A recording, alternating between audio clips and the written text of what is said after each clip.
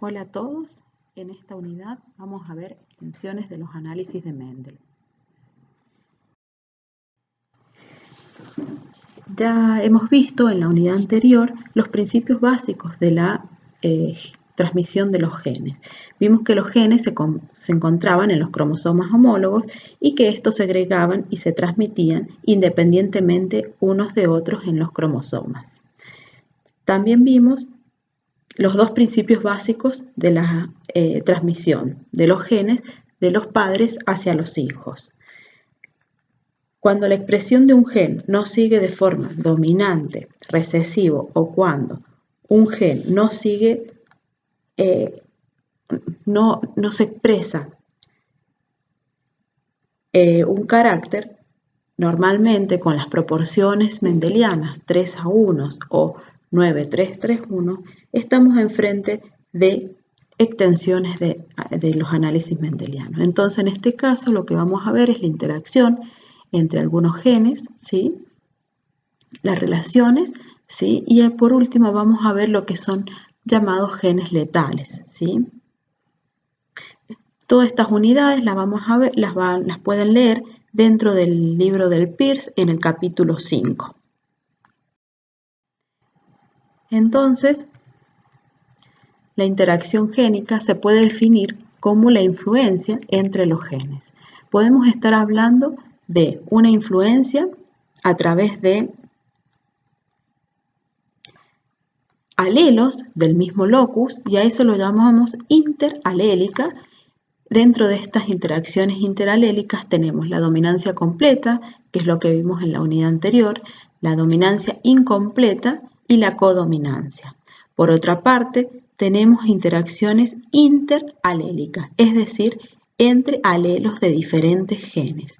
Y vamos a ver, sin interacción epistática. Entonces empecemos con la interacción epistática. Codominancia, ustedes ya conocen, uno de los casos más analizados es el de los grupos sanguíneos, en donde podemos tener el grupo sanguíneo A, B o 0 y A es codominante con respecto a B. Ustedes eso ya lo conocen. Ahora yo les voy a mostrar otro ejemplo de codominancia. En este caso es en el de los cebús, en el cual es el color de la piel. Tenemos un alelo que es blanco, el otro alelo para el mismo gen es colorado, y cuando el individuo es heterocigota vamos a tener un color rosillo, es decir, la expresión de ambos alelos. También otro ejemplo que podemos hablar de codominancia es el del otro grupo sanguíneo, el MB. Entonces, vamos a tener tres tipos de grupos sanguíneos. Los individuos que sean homocigotas dominantes para M, los individuos que sean homocigotas dominantes para N y los individuos heterocigotas MN. El otro caso de interacción intraalélica es la dominancia incompleta. ¿Esto qué quiere decir? Es que el individuo necesita los dos alelos dominantes para expresar el fenotipo al 100% del color. Por ejemplo, en este caso, que es las flores de Don Diego de noche, en los cuales los individuos que son homocigota dominante van a tener un color rojo, los homocigotas recesivos van a presentar un color blanco, pero cuando nosotros crucemos, por ejemplo, estas dos líneas puras de homocigotas, vamos a tener un nuevo fenotipo, ¿sí? Ese nuevo fenotipo va a estar dado por el heterocigota, que la expresión o el resultado total de la coloración va a ser rosa, ¿sí? Entonces, nuevamente, cuando hagamos un cruzamiento entre dos individuos heterocigotas, nuevamente van a aparecer las coloraciones de los individuos homocigotas dominantes y homocigotas recesivos. Esto hace referencia a que no hay una dominancia completa, como vio Mendel, en las cuales nosotros, por ejemplo, en el color de las semillas, que eran amarillas o verdes, el heterocigota tenía el mismo fenotipo que el homocigota dominante.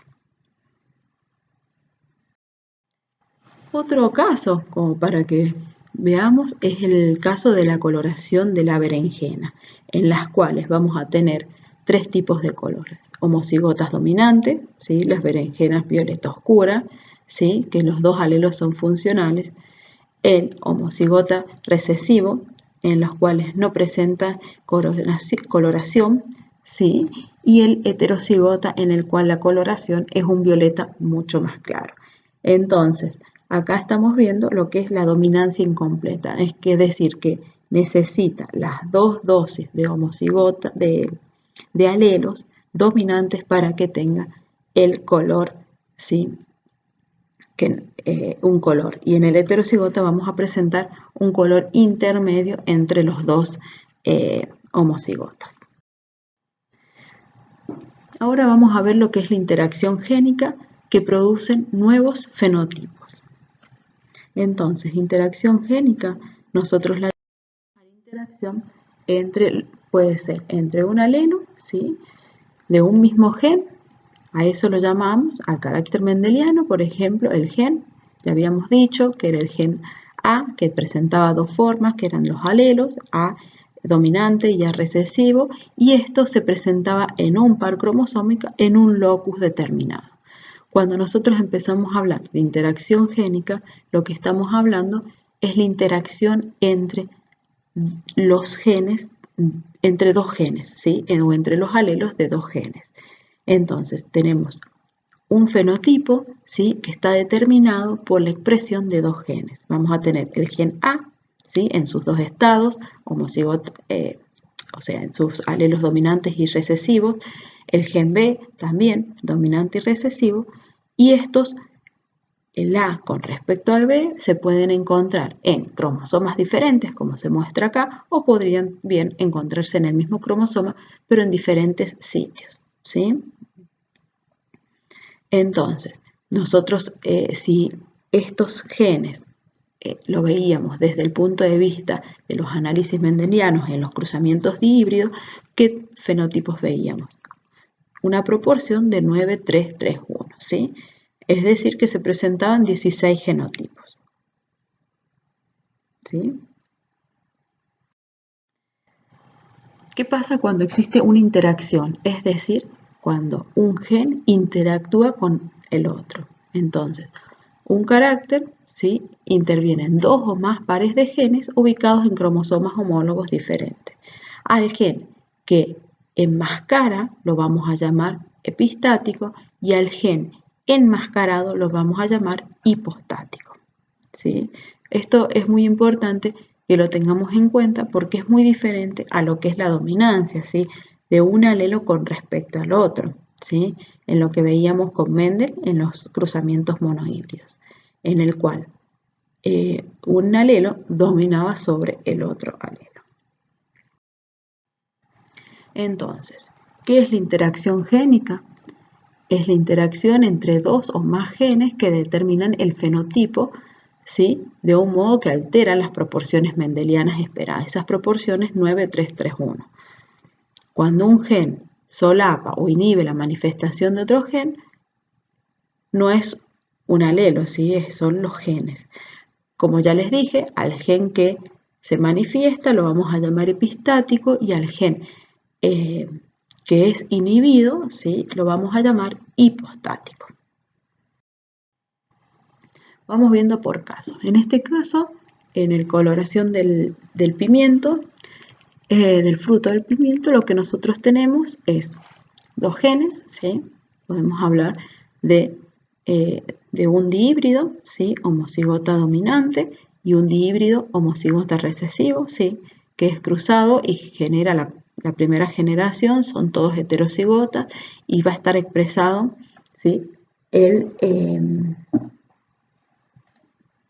color de los homocigotas dominantes, pero cuando hagamos un cruzamiento entre dos heterocigotas, lo que vamos a ver es una proporción de 9-3-3-1, pero el fenotipo es 1, el color del fruto, ¿sí? Entonces, la coloración del fruto vamos a tener pimientos rojos, pimientos color duraznos, amarillos o anaranjados y blancos, ¿sí?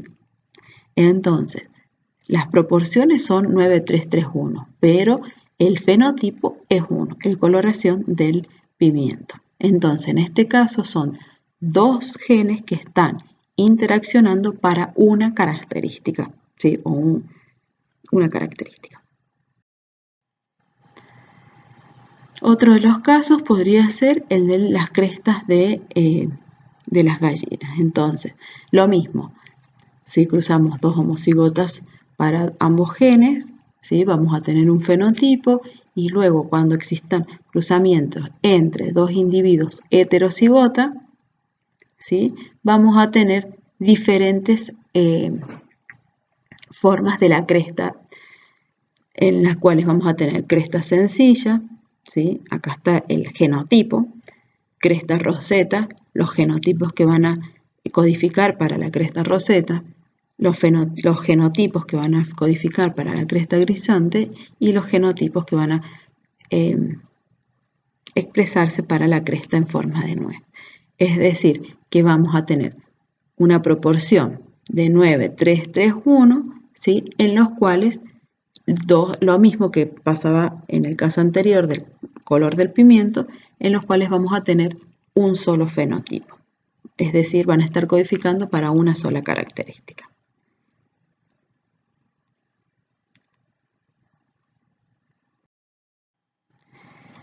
Entonces, a la epistasia la podemos ver a través de las rutas metabólicas. Las rutas metabólicas son procesos en los cuales procesos metabólicos en los cuales tenemos un precursor, ¿sí? Un intermediario y el producto. Y esto va a estar determinado por diferentes enzimas. Esas enzimas van a ser codificadas por diferentes genes, ¿sí? En el caso de las epistasias, estábamos en presencia de dos genes. Eso va a depender de si nuestro gen es homocigota dominante, heterocigota o homocigota recesivo, ¿sí? Igual para el otro gen. Y dependiendo de qué tipo de interacción tengamos, vamos a tener diferentes pasos o no de esas rutas metabólicas, o las vamos a inhibir. Por ejemplo, nosotros tenemos el alelo C, ¿sí? Si es homocigota dominante o heterocigota, podríamos decir que pasa la ruta metabólica desde el precursor al intermediario. Entonces vamos a tener producto del intermediario. Si es el otro gen, el gen B, por ejemplo, en homocigosis dominante, inhibe este paso, lo que nosotros vamos a ver de fenotipo es el intermediario y no vamos a ver el producto final.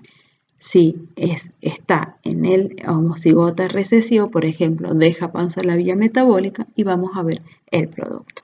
Vamos viendo cada una de las epistasias y vamos a ir viendo cómo se van formando estas rutas metabólicas y es una combinación de pasos o inhibiciones de los procesos metabólicos. Entonces, existen varios tipos de epistasias, ¿sí? E interacciones.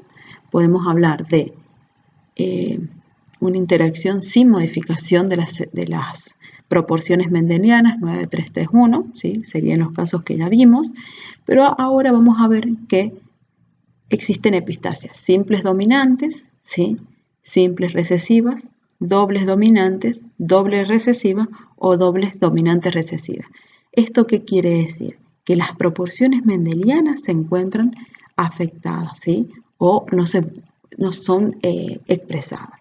Entonces, por ejemplo, en la simple dominante, nosotros teniendo el alelo dominante para uno de los genes, por ejemplo el gen A, todos estos individuos, tanto la proporción 9 como la proporción 12, van a tener un solo fenotipo, que va a ser 12, ¿sí? En este cuadro lo que muestro es diferentes colores, ¿sí? Para los diferentes fenotipos. Por ejemplo, en los que no tienen interacción, tenemos las proporciones 9, 3, 3, 1 con 4 colores diferentes, ¿sí? Para la simple dominante, en los cuales el alelo A dominante se encuentra, vamos a tener todos estos individuos, 9 más 3, es decir, 12 individuos con un color, con un fenotipo, Los que tengan homocigota recesivo, ¿sí? Para A vamos a tener estos individuos, pero si B ya es homocigota recesiva, ¿sí? Vamos a tener otro color, ¿sí? Otro fenotipo. Diferente es para la epistasia simple recesiva, en las cuales vamos a ver individuo, 3 coloraciones también, pero en otras proporciones. Vamos a ver 9, 3, 4. Es decir, los individuos que sean homocigotas para el gen A van a ser todos iguales, ¿sí? Y así sucesivamente para cada una de las epistasias. Vamos a ver ejemplos. Tenemos epistasias con 3 fenotipos, la simple recesiva, la simple dominante y la recesiva duplicada e incompleta.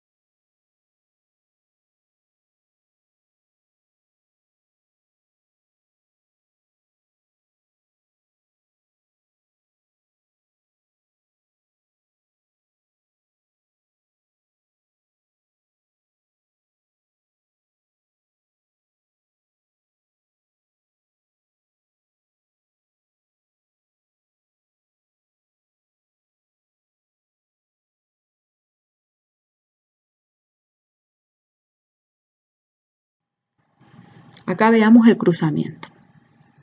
Tenemos los negros por los amarillos, un homocigota dominante para los dos genes, un homocigota recesivo para los dos genes. Tenemos las gametas, la primera generación, que son todos los perros de color negro, y cuando cruzamos estos dos heterocigotas, vemos unas proporciones de 9, 3, 4. ¿Esto qué quiere decir? Que las proporciones mendelianas fueron afectadas, ¿sí? Y todos los individuos, ¿sí?, de este genotipo van a ser de color amarillo o crema. Esto es lo mismo, pero viéndolo con la coloración de los perros, ¿sí? Entonces vamos a tener los negros, los marrones y los amarillos. Entonces, para resumir, la coloración del color del pelo de los labradores se da a través de una epistasia simple recesiva.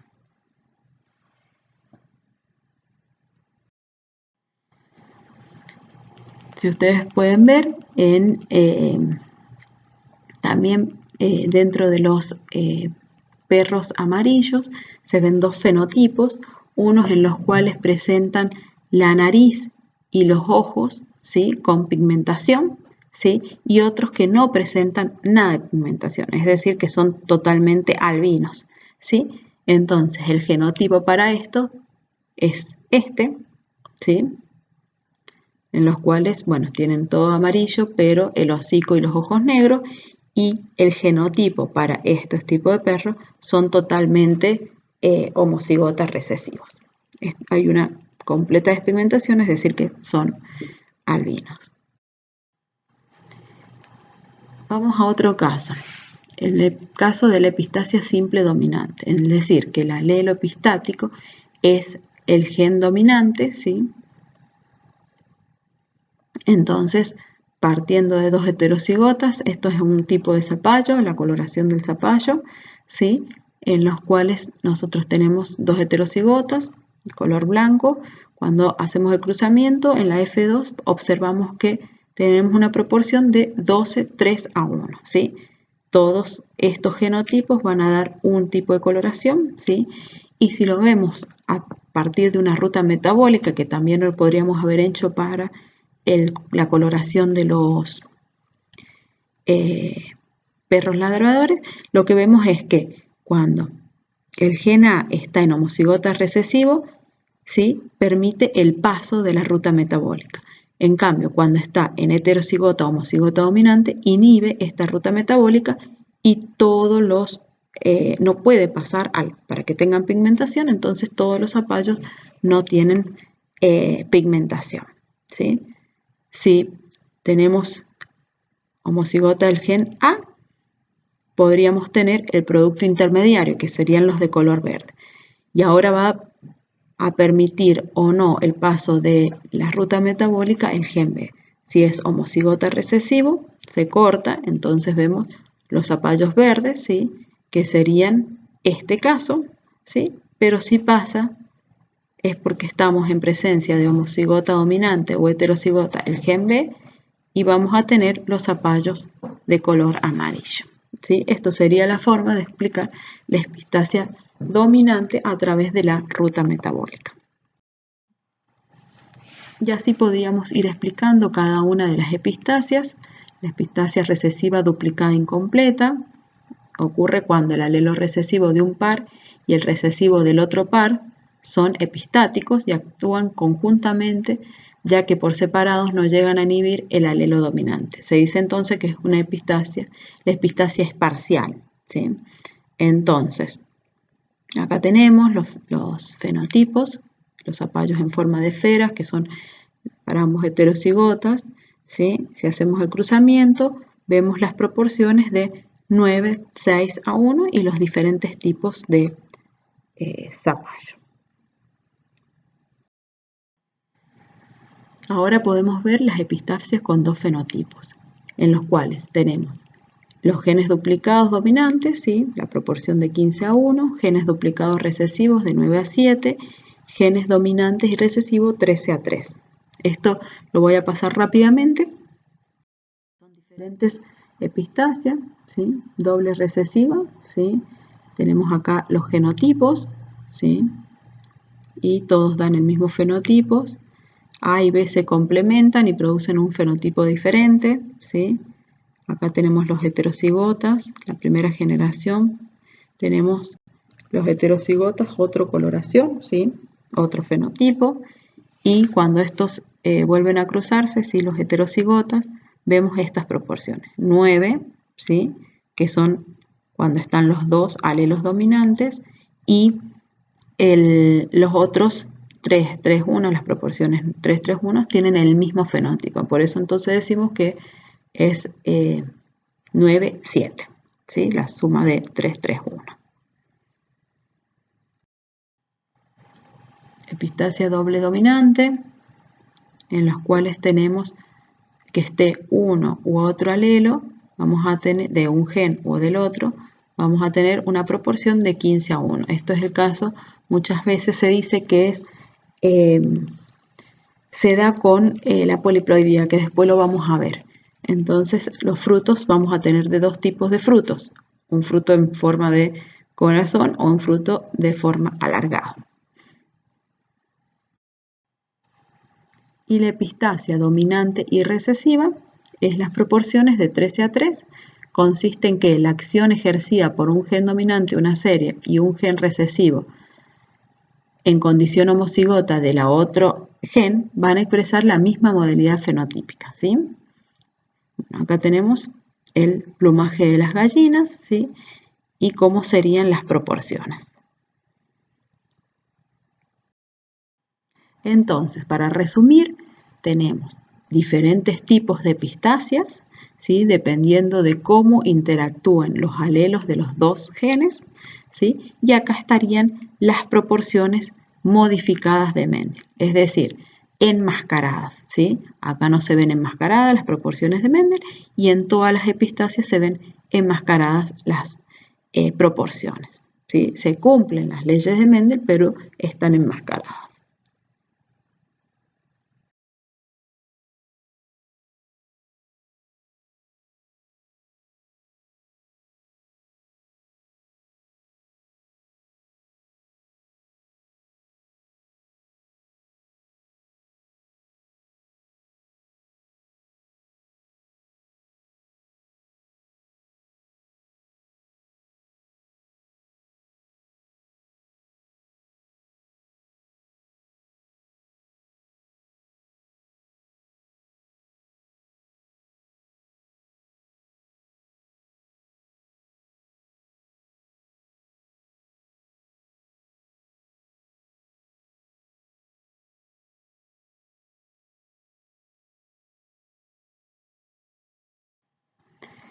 Vamos a ver el de la coloración de los ratones. Son genes dominantes con efecto letal recesivo, ¿sí? En el cual el color del ratón, el agouti, y colores amarillo.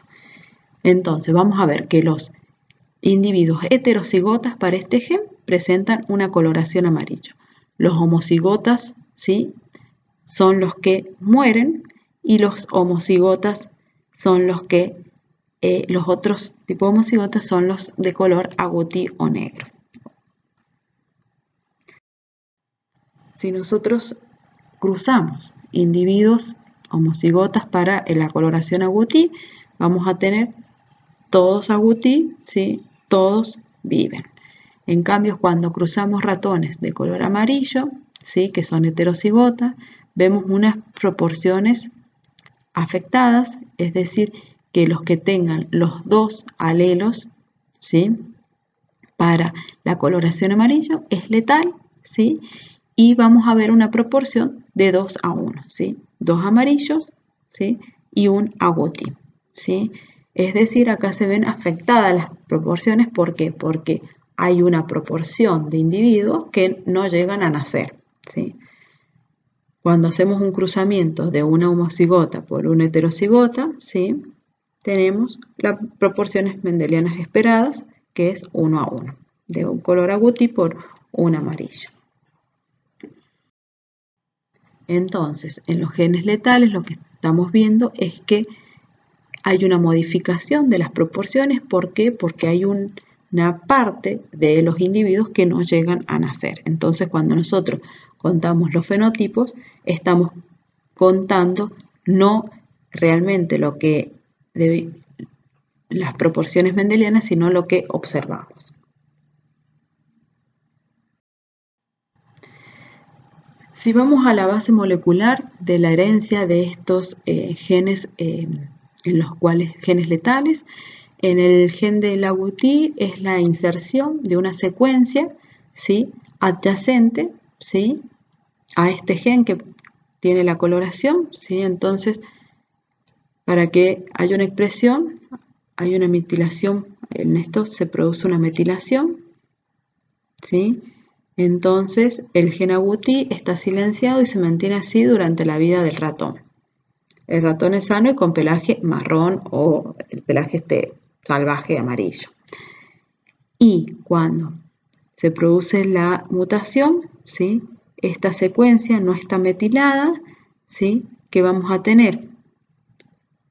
El gen agouti es activo de forma continua. Los ratones con pelaje amarillo se desarrollan obesidad y diabetes en la vida adulta, ¿sí?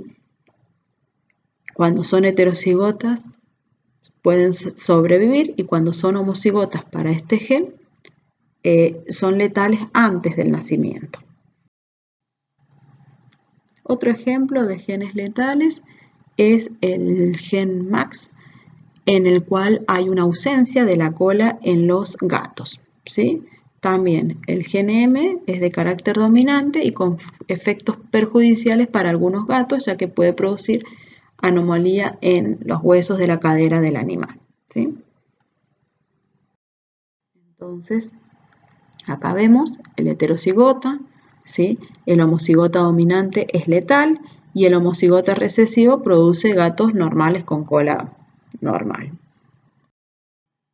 Estas serían las proporciones. Nosotros vemos unas proporciones observadas, que es los individuos que nacen, en los cuales vamos a ver afectadas esas proporciones mendelianas de 3 a 1, y lo que vemos es una proporción 2 a 1.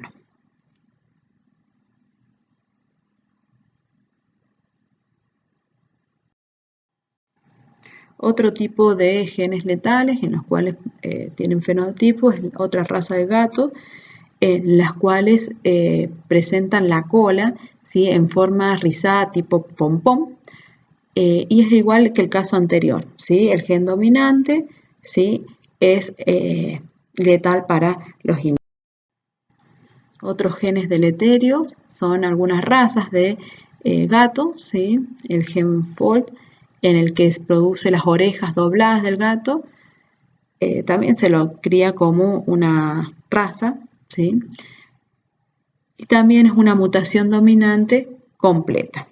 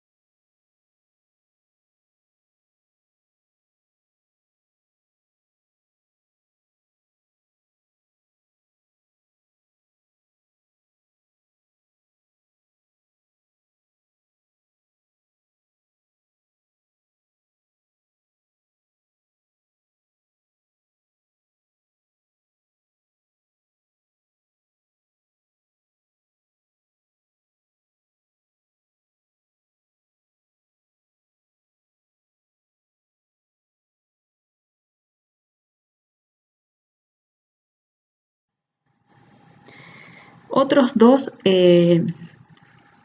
conceptos importantes que tenemos que manejar es lo que es la penetrancia y la expresividad. Ambos conceptos hacen referencia a la expresión fenotípica de algunos genes. Penetrancia, vamos a decir que es la cantidad de individuos o la proporción de individuos de una población que presenta el fenotipo correspondiente a su genotipo, ¿sí? Si esa proporción es menor o igual a 1, se habla de una penetrancia incompleta, ¿sí? Acá lo muestro con la coloración, ¿sí?, de los círculos, ¿sí? Entonces, vamos a ver si los individuos presentan la coloración exacta o una variación de esa coloración. Y la expresividad es: todos los individuos muestran el fenotipo, pero no en el mismo grado. Es decir, la coloración es gradual dependiendo del ambiente donde se encuentre ese genotipo. Casos, ¿sí? Por ejemplo, la penetrancia, ¿sí? Tengo un genotipo conocido, que es este. Lo que yo espero es que todos los individuos, por ejemplo, tengan esta crestita roja, ¿sí?, que sería el fenotipo.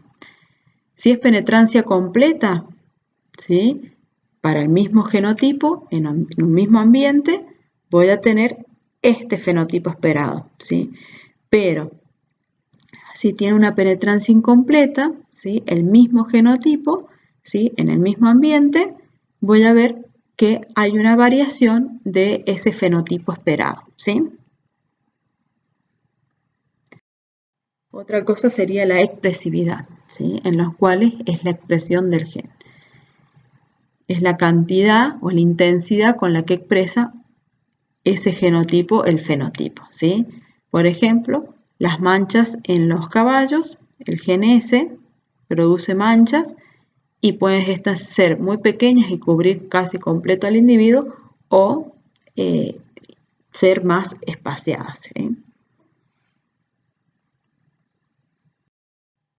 Acá vamos con el mismo caso que es bien bien gráfico, en el cual el mismo genotipo es variable su fenotipo, ¿sí? Tenemos el genotipo conocido, ¿sí? Nosotros veríamos, este es nuestro fenotipo esperado, ¿sí? Pero para el mismo genotipo, ¿sí? De penetrante, mismo genotipo, en el mismo ambiente, vamos a ver rangos o diferentes coloraciones de los individuos. Entonces, vamos a tener diferente expresión de ese gen, ¿sí? En los cuales vamos a ver 100% de expresividad intermedia o expresividad casi nula, pero el mismo genotipo, o sea, el mismo genotipo, diferentes expresiones del fenotipo. Uno de los ejemplos que podría ser es en los perros estos, la raza Beagle, es las manchas, ¿sí? Se dan por un alelo, ¿sí? Y muestra variabilidad de esa expresión, ¿sí? Vemos individuos completamente coloreados a individuos completamente casi sin color, ¿sí? O sin manchas, y eso se debe a la expresión de este gen, dependiendo del ambiente.